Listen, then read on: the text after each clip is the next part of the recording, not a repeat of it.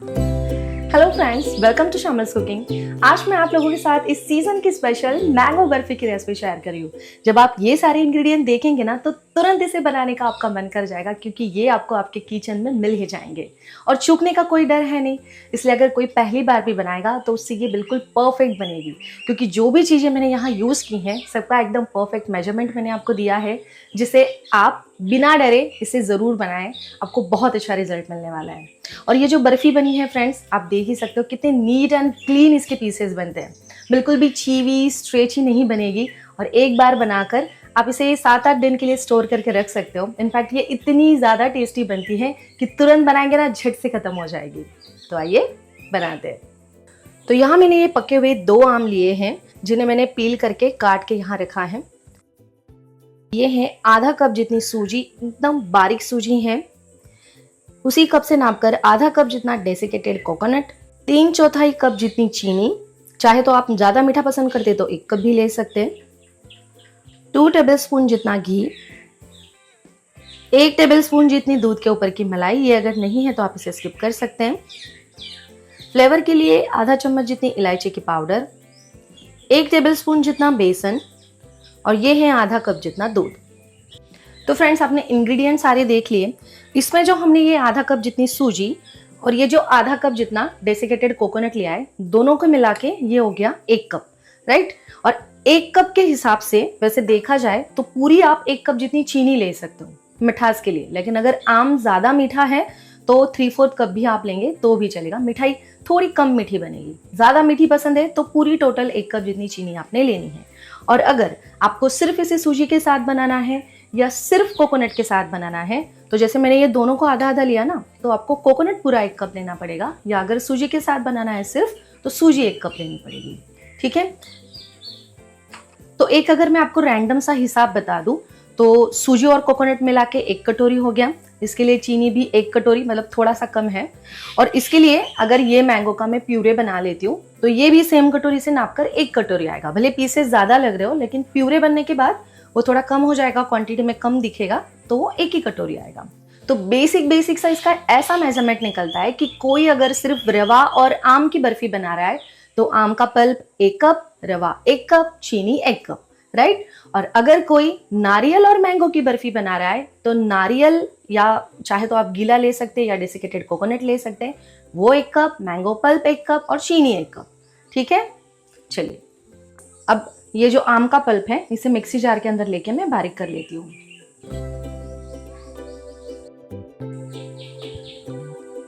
तो ये देखिए फ्रेंड्स, मैंगो का यहाँ पर पल्प तैयार है। तो अब हम यहाँ गैस को ऑन कर लेते हैं और मैंने यहाँ पर एक पैन रखा है। इसके अंदर हम लेंगे ये घी, ये 2 टेबलस्पून जितना घी है। डालेंगे ये सूजी। सूजी अगर बारीक ना हो तो मिक्सी में चला लीजिए, बारीक हो जाएगी। तो यहाँ एक तरफ हम सूजी को भून रहे हैं, मैं इसे यहाँ शिफ्ट कर लेती हूँ। और इस दूसरे पैन के अंदर ये जो हमारे पास मैंगो का पल्प है, हम इसे थोड़ा सा पका लेंगे। इससे क्या होगा कि जो बर्फी है हमारी वो जल्दी सेट होगी। बाद में और हमें कुकिंग करना ना, तो वो भी सारा हमारा जल्दी हो जाएगा। इसलिए पैन के अंदर थोड़ा सा पका लीजिए, और ऐसा करने से ना बर्फी टिकेगी भी ज़्यादा दिनों के लिए। तो मेरे दोनों तरफ ये दोनों काम चल रहे हैं साइमल्टेनियसली। इन दोनों ही चीज़ों पर आपको ध्यान रखना है।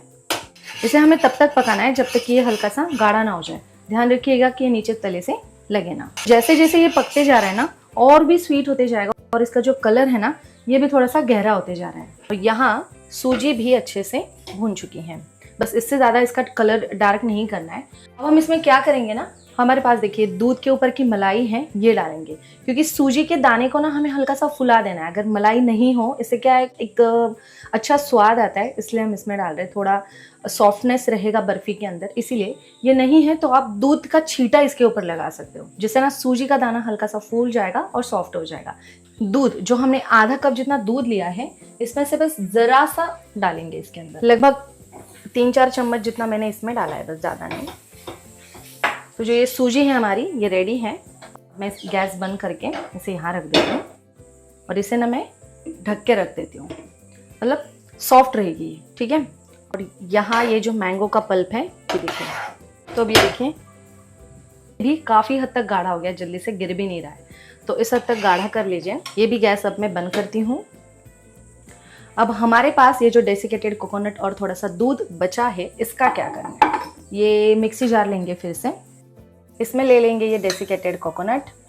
अब क्योंकि ये डेसिकेटेड कोकोनट है मतलब सूखा हुआ नारियल है, अगर आप गीले नारियल से ये बर्फी बनाते हैं मतलब मॉइस्ट होता है वो, तो वैसा मॉइस्ट टेक्सचर इसमें आने के लिए हम नारियल के बुरादे को बारीक करेंगे। और बारीक इसलिए कर रहे हैं ताकि बर्फी में टेक्सचर काफ़ी नीट एंड क्लीन आए। और दूध इसलिए डाल रहे हैं ताकि ये पीसने में आसानी हो और ये थोड़ा सा गीले नारियल वाला जो फील है वो आपकी बर्फी में आ जाए, इसलिए थोड़ा सा दूध डाल रहे हैं। तो दूध कितना डालना है ये अंदाजे से लगभग 3 टेबलस्पून मैं डाल रही हूँ।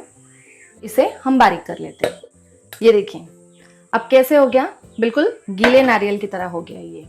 इस कटोरी में जो हमने 1 चम्मच जितना बेसन लिया था ना, ये सूजी भूनते समय ही मैंने डाल दिया था, वो रिकॉर्ड करना मुझसे रह गया तो मैं आपको दिखा नहीं पाई। बस सूजी के साथ डाल दीजिए और उसे भून लीजिए। ओके, अब ये जो हमारा गीले नारियल की तरह बन गया है ना, अब हम क्या करेंगे, मतलब अगर आपके एरिया में ताज़ा नारियल नहीं मिला, आपको डेसिकेटेड कोकोनट है आपके घर में, तो उसको गीले नारियल जैसा टेक्सचर देने के लिए 3 से 4 टेबलस्पून जितना दूध इनफ हो जाता है। और बाकी और इसको बारीक करने के लिए इस पल्प की मदद से हम इसको बारीक कर लेंगे।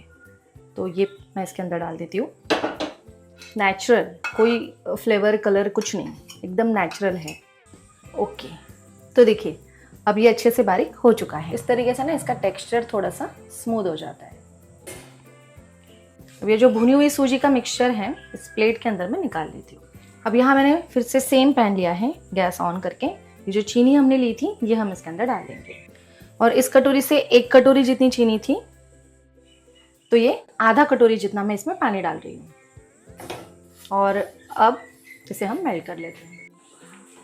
अब इस चीनी को भी हमें घुलने तक पकाना है और एक हल्की तार की जो चाशनी होती ना, हमें सिर्फ वही बनानी है इसकी।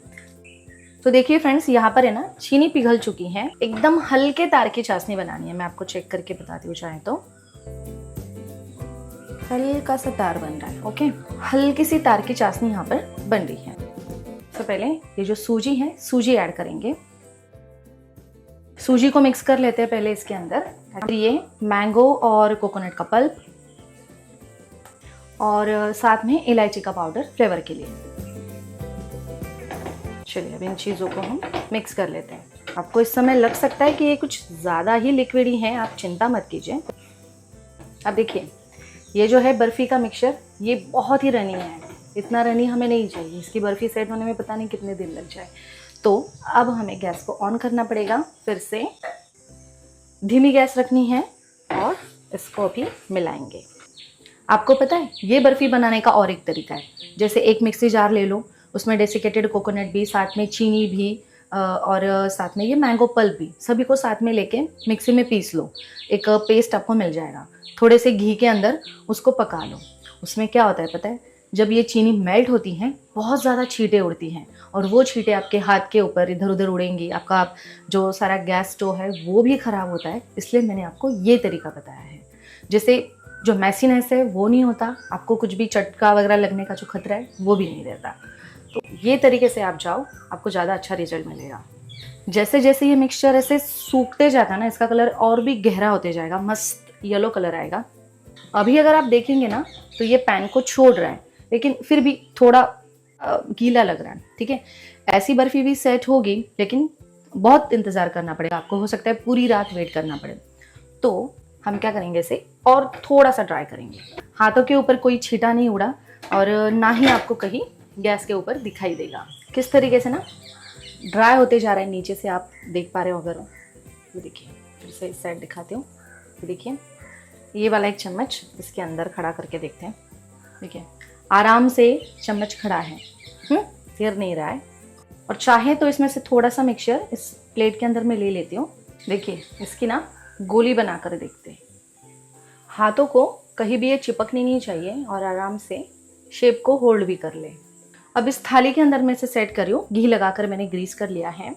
इस तरीके से ड्राई मिक्सचर होना चाहिए। अगर आप बर्फ़ी जैसा सेट नहीं करना चाहते, देखिए एकदम परफेक्ट इसका लड्डू भी बन जाता है। और ये देखिए एकदम बढ़िया से बर्फ़ी हमने थाली में सेट करने के लिए छोड़ दी है। जब ये ठंडी हो जाए तब मिलते हैं। ये बर्फ़ी सेट होने में मुझे 3 से 4 घंटे का समय लगा और ये समय डिपेंड करता है कि आपने इस मिक्सचर को कितना हद तक सुखाया है। थोड़ा सा गीला होगा तो हो सकता है आपको 8 घंटे भी लग जाए। फ्रिज के बाहर ही से सेट करना है, तभी इसके पीसेस जैसे अभी दिख रहे हैं ना वैसे ही रहेंगे। मतलब क्या होता है ना, जब हम इसे फ्रिज के अंदर सेट करते हैं, कूलिंग टेम्परेचर की वजह से ये सेट तो बहुत अच्छे से हो जाते हैं, लेकिन जैसे ही रूम टेम्परेचर पर आती है फिर से ढीली पड़ जाती है। तो मैंने आपको सारे ही टिप्स एंड ट्रिक्स इसके बता दिए हैं। आई होप आपको ये रेसिपी अच्छी लगी होगी। कैसी लगी मुझे कमेंट करके जरूर बताइएगा। मिलते हैं नेक्स्ट रेसिपी में, तब तक के लिए बाय बाय।